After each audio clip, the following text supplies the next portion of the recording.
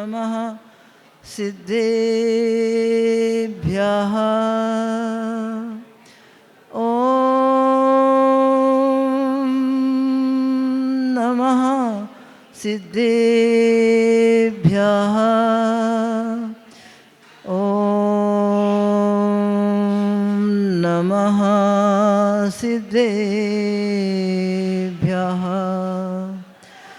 नमः श्रीवर्धमानाय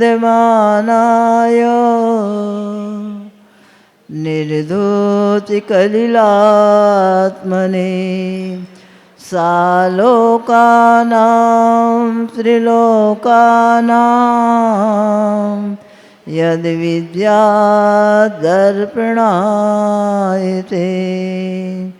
यद्विद्यादर्पणायते।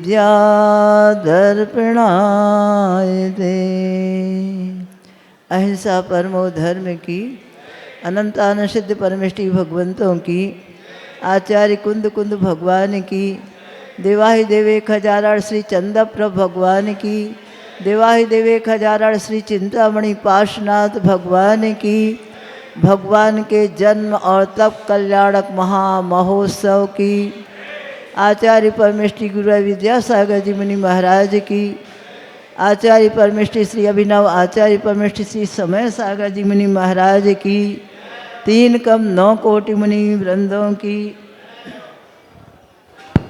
परम पूज्य आर्यका रत्न 105 श्री गुरुमती माता जी की, समस्त मुनि आर्यका संघ की। प्रायः सभी के जीवन में 5 क्रियाएं आती हैं, उसकी पृष्ठभूमि भी होती है और उपसंहार भी होता है। लेकिन ये सब होते हुए भी हमारी यह क्रियाएं बार बार चलती आ रही हैं। कब से और कब तक चलेंगी इसका कोई आज हिसाब किताब नहीं है। चाहो तो हो भी सकता है, लेकिन उसके लिए सही दिशा में सही पुरुषार्थ होना आवश्यक है। और वह पुरुषार्थ सिर्फ बाहरी नहीं होना चाहिए, उस पुरुषार्थ को अंतरंग से अभिप्राय पूर्वक लक्ष्य बनाकर जब किया जाता है तो हमें उसकी प्राप्ति होती है। हम भूमि को बहुत अच्छा सुधार लें, भूमि बहुत अच्छी उपजाऊ भी हो, और उस भूमि में अगर बीज ना डाला जाए तो क्या उत्पन्न होगा? हाँ, कुछ नहीं होगा। हाँ, खाद उत्पन्न होता है। घास तो उसको बोलते हैं खरपतवार, है ना। वो बीज अगर डाला जाए और खरपतवार नहीं भी निकाली जाए तो बीज भी उसी के साथ एक मेक हो जाता है। उसकी जो क्षमता रहती है, गुणवत्ता रहती है, वह भी समाप्त हो जाती है। इसलिए खरपतवार होना, और हो तो उसको निकालने का प्रयत्न किया जाता है, करना चाहिए। और जितना जितना उस खरपतवार को निकाला जाता है उतना उतना वह बीज पुष्ट होकर के और अंकुरित होकर के बाहर आकर इतना बड़ा हो जाता है कि वह छोटा सा खसखस के दाने बराबर बीज भी बहुत देरी से प्रस्फुटित होता है, बहुत काल अपेक्षित होता है। लेकिन जब वह एक बार बढ़ जाता है तो उसको आगे बढ़ने में कितने सारे वह भूमि में फैलता चला जाता है, कुछ ज्ञात ही नहीं होता। ऐसे ही अपने आत्म तत्व की बात है। वह नहीं दिखाई देने वाला और ना ही वह 5 इंद्रियों की पकड़ में आता है, वह स्वयं के द्वारा स्वयं की पकड़ में आता है। ऐसा बीज का अंकुर बोना जिनके जीवन में हुआ है, उनकी वह 5 क्रियाएं कैसी होती है? कल्याणक के रूप में बदल जाती हैं। और कल्याणक के रूप में बदलते हुए वह उनका अंतिम गर्भावास अंतिम जन्म और अंतिम तप और अंतिम ज्ञान को प्राप्त करके वह इस जन्म मरण के झमेले से अलग हो करके ऐसा जन्म उनका हुआ है कि अब उसकी कितनी एज है बताओ। सिद्ध परमेश्वर की कितनी एज है? हाँ? नहीं मालूम, कोई को नहीं मालूम। हाँ, जब से उत्पन्न हुए सादी अनंत, अनंत नहीं सादी अनंत। अब वह कभी संसार में आएंगे नहीं। अब इसका कितना ब्यौरा लंबा चौड़ा है, कैसे प्राप्त किया जाता है, इसके लिए अपन सब ने प्रयास किया है और करते आ रहे हैं। बस भूल इतनी हो जाती है कि हम समझते हैं बाह्य क्रियाएं हमें दिखाई देती हैं, अंतरंग परिणाम हमारे ज्ञान का विषय नहीं बन पाता। और जिनके ज्ञान का विषय वह बन जाता है तो वह क्या हो जाता है। एक बार की बात है, कहीं पर नया मकान बना, उसमें बिजली फिटिंग भी हुई और बिजली फिटिंग होने के बाद में जिस दिन उसको प्रारंभ करना था उसका समय भी निश्चित हुआ और निश्चित होने के बाद में जो समय था उसके पहले लोगों ने आगाह किया कि पहले देख तो ले सब ठीक है कि नहीं। और उन्होंने कहा ये सब ठीक है, क्या है, कुछ तो है ही नहीं है। लेकिन सब ठीक करने के बाद क्या हुआ, जो रहते ना दूसरे लोग वो क्या करते हैं, कुछ ना कुछ उनको इनाम चाहिए पड़ती है। हाँ, इनाम ही कहते और का अवार्ड थोड़ी बोलते हम। हाँ? इनाम चाहिए पड़ती, कुछ ना कुछ तो मिले, हमने परिश्रम किया है और सही समय पर हमें कुछ चाहिए है। तो चाहे ने क्या किया, वहाँ से कनेक्शन जो था थोड़ा सा यूं कर दिया। यूं करने के बाद में बोले अरे समय आने वाला, समय आने वाला, और करंट तो आ ही नहीं रहा है, कहाँ चला गया। करंट तो वही है लेकिन उससे कनेक्शन जो था, संबंध जो था, वह थोड़ा सा अलग कर दिया। और अपना तो कब से है, उस आत्म तत्व से कनेक्शन लगा हुआ है, लेकिन हम कभी उससे कनेक्शन लगाते ही नहीं। ये जानते हैं हमें ज्ञान कहाँ से हुआ, बिल्कुल जनरल नॉलेज कितनी है, बहुत लंबी चौड़ी है। कहाँ से आई, क्या लेना, उससे हमें क्या प्राप्त होगा। अरे बहुत अच्छी, जितनी जनरल नॉलेज अच्छा हुआ उतना ही हमें बाहर के फील्ड में बहुत अच्छे से अच्छी नौकरी में। इसी के लिए तो करते ही हो ना, नौकरी समझते, ना सर्विस समझते, ना वेतन समझते, ना चेतन समझते। ये चेतन को समझने की बात है। और उन्होंने, हमने कई बार बताया, इस बार भी बता देते हैं, नौकरी किसे कहते हैं। पहले नौकरी कहते थे ना, किसे कहते थे, एक कमाए और 9 खाए, 9 का भरण पोषण हो, उसका नाम था नौकरी। फिर क्या आया, चाकरी आई है।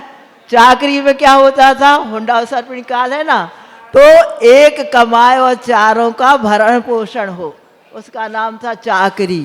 फिर आया वेतन, एक कमाए 2 ही का ही पालन पोषण हो जाए, वो कहलाता है वेतन। और फिर क्या आया, तनख्वाह, तनख्वाह आई ना, तन ही जितना जो कमा रहा है उतना ही हो जाए तो ठीक है।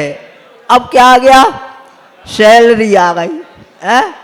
अब का कौन सी गैलरी में जा रहे हो पता है क्या, कुछ नहीं। ऐसा था, इसलिए इन सब को छोड़ करके प्रभु की वाणी का विस्तार करते हुए आप लोगों को सुनाया, समझाया आचार्य श्री ने कि भैया हम ना नौकरी करेंगे, ना चाकरी करेंगे, ना वेतन, ना ऐसे स्थान चाहिए कि हम सबको भरण पोषण करा सके, किसी एक को नहीं, सारे जीव मात्र के लिए हम त्राण दे सके, रक्षा हो सके, सब अपना आत्म का परिचय कर सके। इसीलिए आपको ज्ञात होना चाहिए प्रभु का जब जन्म होना है, जहाँ होना है, उसमें गर्भ में आने से 6 माह पहले क्या होता है? क्या आवश्यकता थी रत्न बरसाने की? कुछ आवश्यकता थी? ये आवश्यकता थी कि ये मानव जन्म जो मिला हुआ है, श्रावक कुल मिला हुआ है, आर्य खंड मिला हुआ है, और 5 इंद्रियां और मन सारे सारे बिल्कुल बहुत अच्छे हैं होते हुए उसे कैसे प्रयोग करना, काय में लगाना, नौन तेल लकड़ी में नहीं। ये तो अपने आप मिलते हैं कर्म के उदय में। जब त्रियंच होते ना, तो त्रियंच के पास कौन सा व्यापार रहता, कौन सी खेती रहती है? उनका भरण पोषण होता कि नहीं? क्यों होता?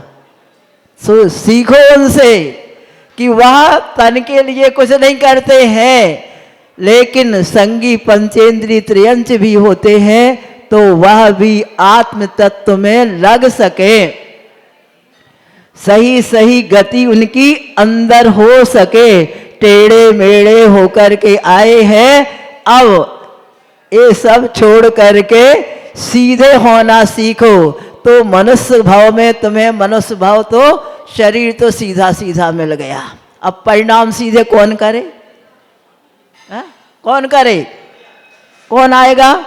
कोई नहीं। अपने परिणामों को सीधा करने के लिए जो सीधे हुए हैं उनकी शरण में जाया जाता है, और जाने के लिए कहीं ये और काम में ना फंस जाए, इसलिए तीर्थंकर का इतना वैभव होता है कि वह गर्भ में आने से 6 महीने पहले तक रत्नों की वर्षा हो जाती है, जिसके कारण से वहाँ रहने वाली सारी जनता, कोई उनको अर्थ पुरुषार्थ नहीं करना पड़ता, सिर्फ परमार्थ में ही जो अपने जीवन को लगाते हैं, और लगाने वाले उस समय अवतरित होने वाले होते हैं। हमारे यहाँ वैसे अवतार नहीं माना जाता, एक पर्याय छोड़ करके दूसरी पर्याय धारण करना, ऊपर से नीचे उतर के आना, इसका नाम अवतार है।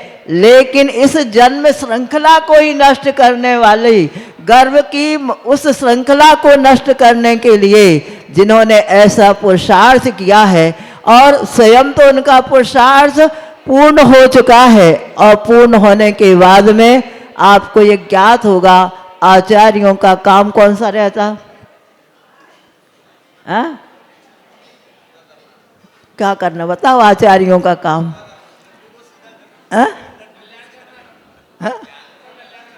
अपना कल्याण करना, सबका पर हेत संपादन, प्रत्येक एक कार्य, क्या दूसरे का हित किसमें निहित है, इसको कार्य करना। रूप कार्य यदि किसी का है तो वह आचार्य परमेष्टि का है। लोग कहते थे आचार्य श्री से, आचार्य श्री क्या करते हैं घंटों घंटों, 2-2, 3-3 घंटे प्रवचन के लिए आकर के स्टेज पे बैठ जाते, अपना कल्याण कब करते, अपने आवश्यक कब करते होंगे? उनके आवश्यक यही है कि पर को कैसे मोक्ष मार्ग मिले, सामने वाला अपना हित किसमें निहित है इसको समझ सके। इस सब को समझाने के लिए वो अपना कार्य हमेशा समय पर कर लेते थे। उन्होंने जब मूक माटी महाकाव्य लिखा तो कभी उन्होंने रात्रि में लिखा नहीं और दिन में कभी उसको पढ़ा नहीं। जो दिन रात्रि में विचार आया दिन में उनको लिख दिया। कभी ऐसे नहीं है कि पुस्तकें खोल खोल के लिखते थे। जीवन में जो अनुभव आया उस सारे अनुभव को उन्होंने उस मूक बाटी महाकाव्य में दिया। ऐसा उनका परहित संपादन करना ही एकमात्र कार्य होता है और इससे ऊपर उठे होते हैं तीर्थंकर परमेष्टि। वहाँ तो सारे 3 लोक में एक छत्र राज। किसका? कहाँ? मध्य लोक में नहीं, अधोलोक में भी नहीं, तीनों लोकों में एकमात्र राज्य रहता है तो वह होता है तीर्थंकर का। ऐसा प्रभुत्व लेकर के आते हैं तो 6 महीने तक गर्भ में आने से पहले उस नगरी को ऐसा हरा भरा कर दिया जाता था कि लोग मात्र क्या करें, उनके दर्शन करके। और जिस समय तीर्थंकर प्रकृति का उदय होता था, ये तीर्थंकर का प्रकृति का प्रदेशोदय का प्रभाव है। जिस समय से उनको तीर्थंकर प्रकृति का बंध होता है, बंध के साथ प्रदेशोदय चालू हो जाता है। वातावरण इतना निर्मल हो जाता है, वो जहाँ जाते हैं वहाँ पर भी ऊपर से भी आते हैं, नीचे से भी आते हैं। अगला कर जो भविष्यत काल की 24 याना, वो प्रथम तीर्थंकर कहाँ से आएंगे? कहाँ से आएंगे? रत्न प्रभा पृथ्वी से आएंगे। कहाँ से आएंगे? रत्न प्रभा पृथ्वी से आएंगे। क्यों आएंगे? एक बार कोई पंडित जी प्रवचन कर रहे होंगे, उन्होंने एक दादी से पूछा, क्या है भाई दादी, तुम्हें रत्न प्रभा में जाने के नहीं जाने? अब सुन रही थी, उन्होंने कही, अरे पंडित जी हमें कहाँ ऐसे सौभाग्य है? ऐसे सौभाग्य तो तुम्हारी पंडित जी को मिलेंगे। उन्हें क्या समझ में आया? क्या समझ में? रत्न प्रभा कोई बहुत अच्छी वस्तु है, लेकिन कहाँ है, कैसी है? इतना तो ठीक है कि रत्नों की जैसी आभा होती है, कांति होती है, प्रथम पृथ्वी का वैसा ही वातावरण है। जो जिनके नाम है वैसे ही उनका वहाँ पर वातावरण होता है। तो इस प्रकार करते हुए वह 15 महीने तक इस प्रकार रत्नों की वर्षा होती है और कराई नहीं जाती। कह करके आर्डर दिया जाता क्या? अरे कैसे पंच कल्याणक होते तो भैया अब कुबेर आएगा, क्या करेंगे? और जन्म हुआ है भगवान का, भगवान ही कहलाते, क्योंकि निश्चित है उनका भगवान होना। और ये पुरुषार्थ पहले का होता है, आपका तो कुछ भी निश्चित नहीं है, ना कोई पुरुषार्थ है। और फिर का जो होना है सो निश्चित है, केवल ज्ञानी ने गाया है। अरे उन्होंने गाया है, ये भी बताया है कि तुम जैसा कार्य करोगे वैसा ही होगा, अंतरंग परिणाम तुम्हारे जैसे होंगे। बिना लक्ष्य के यदि कार्य करोगे तो कहीं भी आप सफल नहीं हो सकते।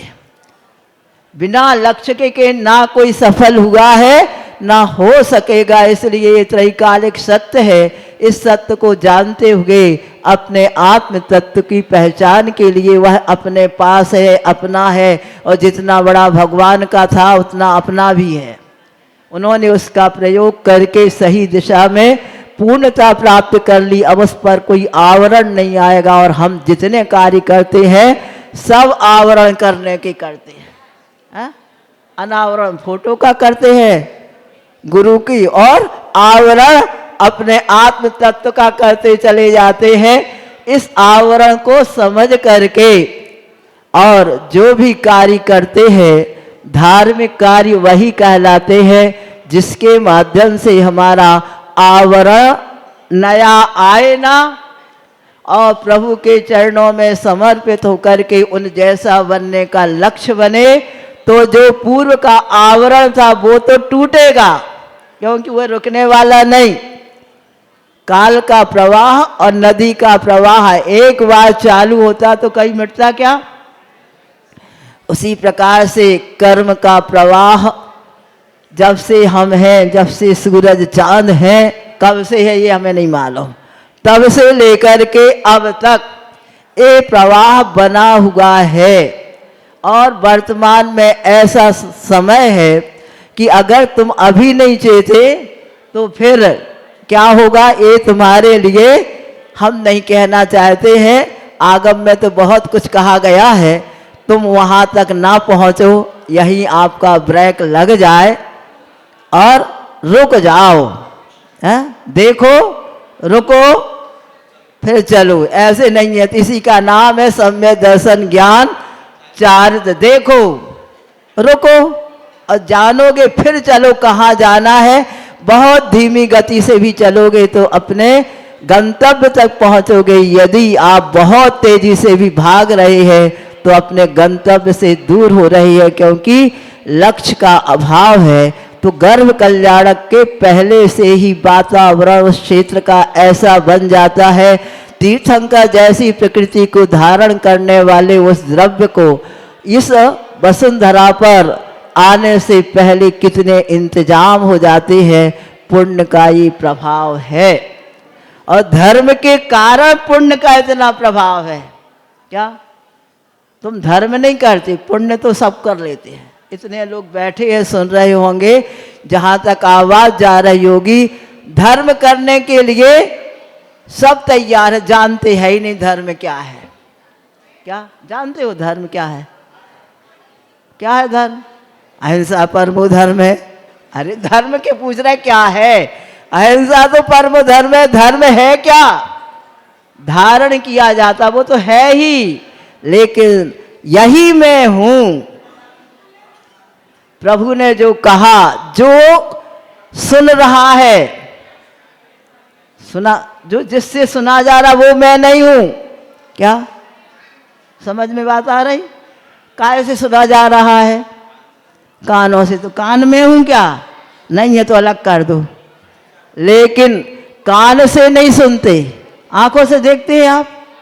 हाँ, आंखों से देखते। आंख है तुम क्या? जो जिससे देखे वह होता है, तो आंख से देखते हो आप। आंख है क्या? हाँ? हाँ? हम पूछ रहे थे आंख है तो तुम आंख हो क्या? हाँ कहो या ना कहो। अब कुछ नहीं कह सकती। क्यों नहीं कह सकते? क्योंकि मालूम ही नहीं है कि क्या हूं मैं। ना कान में हूं, ना आंख में हूं, तो नासिका में हूं, जिससे गंध आ रही ना, किससे आती? नाक बंद कर लो, गंध आ रही दुर्गंध। मतलब तुम नाक हो क्या? हा? नहीं हो ना, तो अलग करो। हाँ, और ना रसना टेस्ट जिसमें आता है, स्वाद जिससे लिया जाता है, बोला जिससे जाता है, वह तुम हो क्या? अब सब में मना करना नहीं है तो अलग करो सब। हाँ? शरीर है तो शरीर अपने आप मिला है क्या? जो तुमने चाहा है उसके अनुरूप मिला हुआ है। ऐसे ये स्पर्श जो जिससे हम जानते हैं ठंडा है कि गर्म है कि रूखा है कि चिकना है कि क्या है, ये किससे जानते? हाँ? एड़ी से लेके चोटी तक जितनी है ये सब स्पर्शन इंद्रिय है, इनके द्वारा जाना जाता है। लेकिन मैं नहीं हूं ये, उसमें रहने वाली जो संवेदना है वह मैं हूं। ऐसा जान करके जिन्होंने पुरुषार्थ किया है, उस जानने वाले के लिए पुरुषार्थ किया है, उस देखने वाले के लिए पुरुषार्थ हुआ है, उस सुनने वाले के लिए पुरुषार्थ हुआ है। सुनने से पुरुषार्थ नहीं, सुनने वाला क्या सुन रहा है, क्या जान रहा है, क्या मान रहा है, वो क्या है, उसके लिए जिन्होंने पुरुषार्थ किया है। और वह बात सबको समझ में आए। आप लोगों की, हम लोगों की ये दुर्दशा देख करके इतनी करुणा उनके अंदर आई। ये सही बात पर, सही मार्ग पर कब चले? इतना पुरुषार्थ कर रहे हैं लेकिन हाथ कुछ आने वाला नहीं, क्योंकि इन्होंने जो है उसको जाना नहीं, बीज डाला नहीं है। असंख्यात प्रदेश आत्मा चेतनावान है, ज्ञान दर्शनवान है, लेकिन जान करके भी आज तक पुरुषार्थ उस ओर नहीं किया। भाग रहे हैं, बाहर की ओर भाग रहे, बहुत तेजी से भाग रहे। और पंचम काल में तो इतनी तेजी है कि कहीं उसकी सुध ना आ जाए, इसलिए इतने सारे साधन दिए जा रहे हैं। सारे सारे साधनों को इतना अपनाया जा रहा है, ये नहीं सोच लेना कि इनसे हम बहुत बड़े आसामी बन गए। सबसे बड़े कंगाल हैं जिनके पास जितनी सामग्री साधन, वो उतने कंगाल है, क्योंकि वो समझ रहे हैं इनसे हमें कुछ प्राप्त हो रहा है। कुछ नहीं, सुख तो उसमें है ही नहीं, जहां हो वहां मिले। इसलिए सुख हमारी उस चेतना का, उस ज्ञान दर्शन का, उसमें रुक जाना, उसको जान लेना, वहाँ से जाकर के बीज प्रारंभ होता है, तब जाकर के यह महामहोत्सव आज तक, और सारे तुम नहीं, सारे 3 लोक के देवगण आकर के मनाते, तुम्हें तो पता ही नहीं चलता। मालूम चलता कि भगवान गर्भ में आ गए? कुछ नहीं, पता नहीं चलता। जन्म कब होने वाला ये भी मालूम नहीं चलता। जब वो रत्नों की वर्षा होने लगती, क्यों ये क्या हो रहा है, तब उन्हें खुलती आंखें कि भगवान आने वाले है, उसके पहले इतना इंतजाम किया जा रहा है।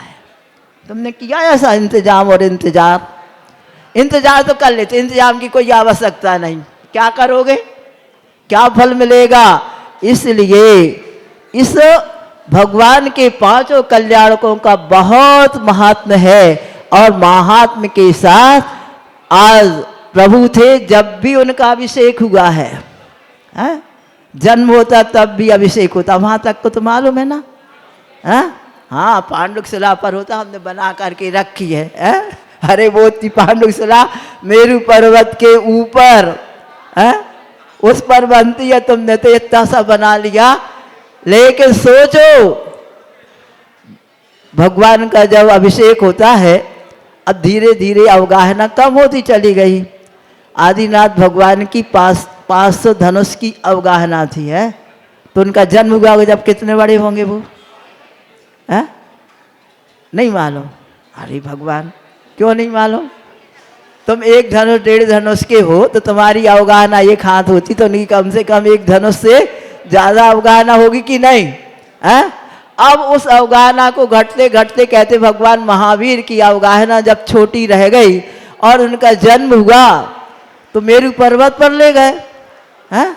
मेरू पर्वत पर वहां से माँ के पास से सची ने उठाया। इंद्र क्यों नहीं गया? मर्यादा, सम्य दृष्टि कभी मर्यादा को भूलता नहीं, और मिथ्या दृष्टि मर्यादा जानते ही नहीं। हो गया तो ठीक, नहीं हो गया तो भी ठीक, कुछ नहीं मिलने वाला, हाथ मरे व सिर धुने, यही लालच की बलाय है। अब वहां से जन्म हुआ तो सची ने सोचा, इतने से भगवान, इतने बड़े बड़े कलश, हैं? क्या भगवान इतने से और इतने बड़े बड़े कलश, क्या होगा? अब इंद्र ने सोच रहा है, तो भगवान तो अवधि ज्ञानी है, उस समय तुम्हें भली ज्ञान, अब मना मति ज्ञान श्रुति ज्ञान है। भगवान को जन्म पहले से ही वहां से आए हैं, चाहे नीचे से आए चाहे ऊपर से, अवधि ज्ञान तो होता ही है। तो अनुगामी अवधि ज्ञान होता है, उससे वह जान जाते हैं। तो उन्होंने धीरे से लिया और अंगूठा टिका दिया, पर्वत हलने लगा। क्या समझते हो तुम? क्या समझते हो? इतने से भगवान है, भगवान का शरीर इतना सा है, भगवान तो अनंत बलों वाले, अव्यावाद सुख को प्राप्त करने वाले हैं।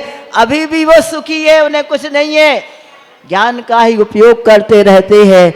हमेशा सकारात्मक जिनकी परिणतियां हुआ करती हैं वो भगवान होते हैं। होनहार भगवान की भी ऐसी परिणति होती है, तब जाकर के अभिषेक हुआ। कितने? बस योजन गहराई वाले, 4 योजन चौड़ाई वाले, इतने बड़े बड़े 1008। तो मैं तो कहे तो करने को तूने तुरंत एक बीच में से शून्य हटा दिया, है? अरे जो हटाना था उसको तो हटाया नहीं, समय का सदुपयोग करना था वो नहीं किया। लेकिन जल्दी उन्होंने कहा 1008 से, हमें किसी ने शाम को बताया कि 108 रह गया। हमने कि जाते जाते 8 ही नहीं रह जाए, होता नहीं ऐसा। लेकिन उनको कितना महात्मा आता। सोचो, आपने कहीं विचार किया कि भगवान का जब जन्म होता है तो जन्म कल्याणक का अभिषेक होता है, जल कहाँ से आता? कहाँ से आता? है? अरे डबल समुद्र को ले आते जल्दी से, क्या परेशानी थी? इतनी लंबी दूर कहाँ गए?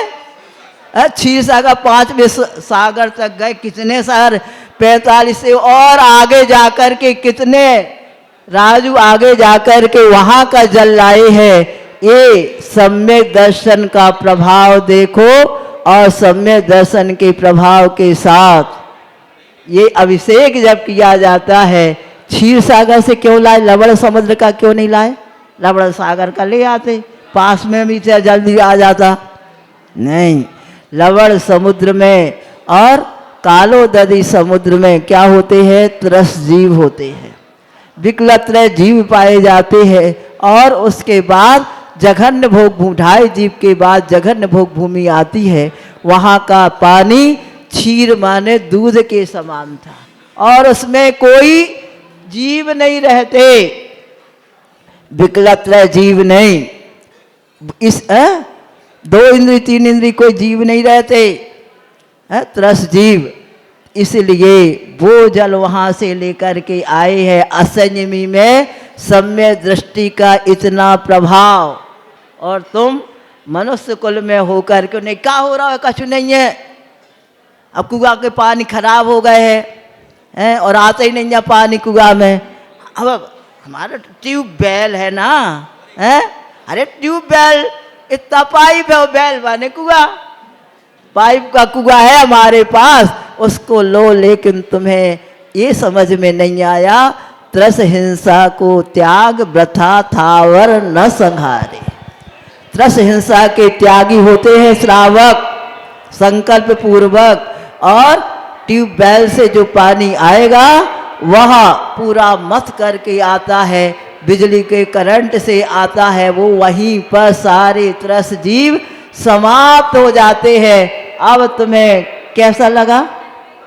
तुम हो और तुम्हें बिजली के उस पाइप में डाल दिया जाए और बिजली से ऊपर खींचा जाए, कैसा लगेगा? अच्छा लगेगा, ऊपर आ रहे हैं, विकास हो रहा है।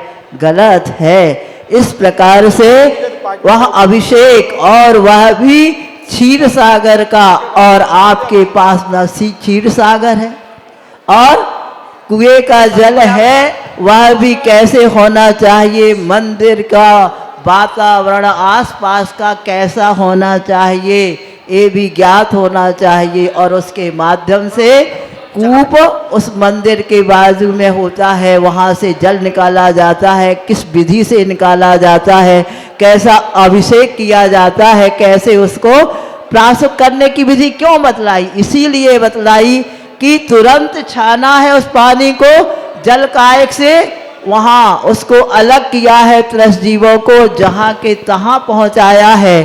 अब उसको तुरंत प्राशुक कर लेते। उस समय तक अंतर मुहूर्त तक उसमें जीवों की उत्पत्ति नहीं होती, और उस जीवों की उत्पत्ति नहीं होने के पहले उसको गर्म कर लिया जाता है। जितनी तासीर उसको दी जाती है तापमान के माध्यम से, उतने 6 घंटे 12 घंटे 24 घंटे से ज़्यादा नहीं, कितना भी उबाल लो 24 घंटे से ज़्यादा उसकी मर्यादा नहीं होती। इसलिए मर्यादित जल से, और वह सम्यक दृष्टि जीव जो रहते इंद्र, वह उनकी आज्ञा, उनका पुण्य का इतना प्रताप रहता है।